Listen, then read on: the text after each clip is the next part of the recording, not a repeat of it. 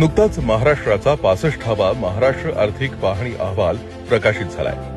2025-26च्या या अहवालात महाराष्ट्राची सामाजिक आणि आर्थिक प्रगती तसंच भविष्याच्या दृष्टीनं आवश्यक नियोजनावर भर दिलाय। 2025-26 या आर्थिक वर्षात महाराष्ट्राच्या अर्थव्यवस्थेत 7.9% वाढ अपेक्षित आहे। देशाच्या 7.4% वृद्धी दरापेक्षा ही वाढ अधिक आहे। 2025-26 मध्ये राज्याचं अपेक्षित स्थूल राज्य उत्पन्न रुपये 51,597 कोटी असून देशाच्या जीडीपीमध्ये सर्वाधिक 14% वाटा एकट्या महाराष्ट्राचा आहे। महाराष्ट्रातील कृषी क्षेत्राचा विकास दर 3.4%, उद्योग क्षेत्राचा 5.7%, तर सेवा क्षेत्राचा सर्वाधिक 9% आहे।